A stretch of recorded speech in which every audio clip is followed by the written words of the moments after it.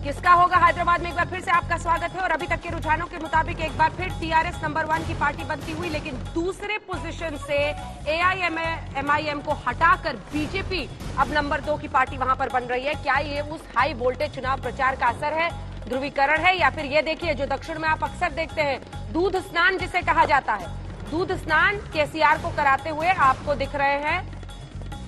वहां पर उनके कार्यकर्ता गुलाबी रंग जो उनकी पार्टी का रंग है उसका रंग हावी। हालांकि पिछली बार से अगर हम देखें तो अभी तक के रुझानों के मुताबिक तो ये काफी नीचे होता हुआ दिख रहा है, 99 से 65 पर पहुंच जाना, लेकिन फिर भी एक जीत की परिस्थिति में पहुंचना, जिस पर आप ये दूध का स्नान इस वक्त कराते हुए केसीआर को देख रहे हैं तस्वीरों में।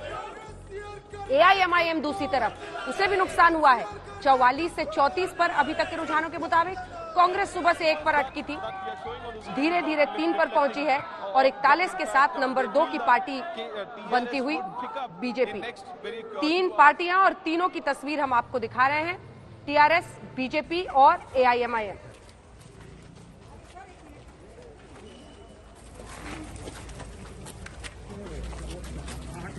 आइए आपको सीधे लिए चलते हैं। चित्रा त्रिपाठी हमारी सहयोगी इस वक्त हैदराबाद से हमारे साथ जुड़ रही हैं।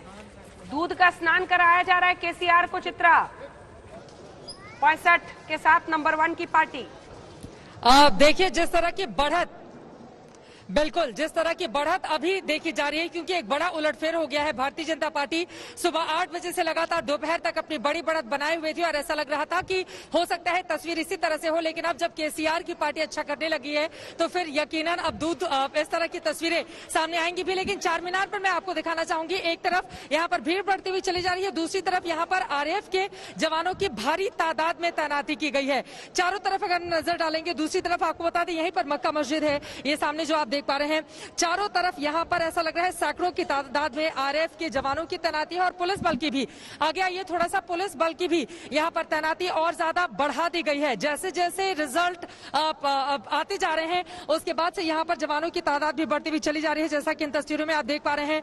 लेकिन अपने आप में ये चुनाव काफी ज्यादा महत्वपूर्ण रहा। बीजेपी की ओर से ध्रुवीकरण की पूरी कोशिश की गई और शुरुआती सफलता, हालांकि जो बैलेट बॉक्स खुले थे उसमें हमने देखा शुरुआती तौर पर बीजेपी जरूर भारी रही, लेकिन ऐसा लग रहा है कि हो सकता है 2016 वाला प्रदर्शन, हालांकि उस समय 99 सीटें केसीआर की पार्टी ने जीती थी, लेकिन इस बार क्या होगा ये देखना दिलचस्प रहेगा। लेकिन एक बात तो मानी पड़ेगी अंजना, वो बात यह है कि भारतीय जनता पार्टी ने एक तरह से यहाँ के नेताओं के मन में एक डर पैदा कर दिया था। जिस तरह की चुनावी कैंपेन पूरे के पूरे बीते 20 दिनों में यहाँ पर भारतीय जनता पार्टी का देखा जा रहा है और उसका फायदा भी, क्योंकि 3 सीटों वाली पार्टी अगर लगातार यहाँ पर कभी दूसरे नंबर पर पहुंच जाती है, कभी पहले नंबर पर पहुंच जाती है, तो यकीनन उसके लिए ये एक बड़ी खबर है।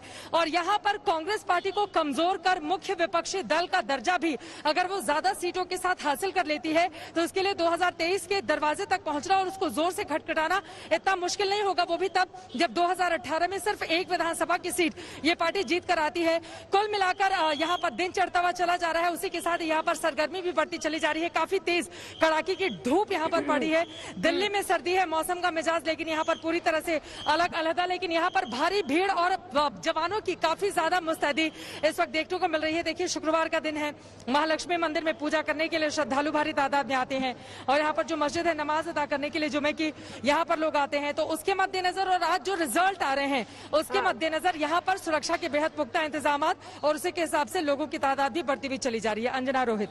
बीजेपी की धमक पर आप दोनों, आशुतोष जी और संगीत रागी जी, बोलना चाह रहे थे। संगीत रागी जी, देखिए मैं उन संजय जी की बात पर थोड़ा आगे बढ़ाना चाहता हूं। देखिए बीजेपी का राइट जो है वो रीजनल पार्टीज, अब कांग्रेस उसका दुश्मन नहीं रह गया है, मूलतः रीजनल पार्टीज। और आप देखेंगे कि जो हैदराबाद के चुनाव में भी एक तरफ तो भाग्यनगर का मुद्दा तो था ही, साथ ही साथ भारतीय जनता पार्टी ने एक और बात कही और वो कहा कि नवाब निजाम से हमको डेमोक्रेसी की तरफ बढ़ना है। ये जो वहाँ पर टीआरएस जो पार्टी है, आने वाले दिनों में ये रीजनल पार्टी जो है वो उसी नक्शे कदम पर है जिस प्रकार से हमने देखा था उत्तर प्रदेश के अंदर समाजवादी पार्टी, बिहार के अंदर लालू जी की पार्टी, यानी कि एक पारिवारिक पार्टी के रूप में रीजनल पार्टियों को हमने पिछले 3 दशक में बनते देखा है।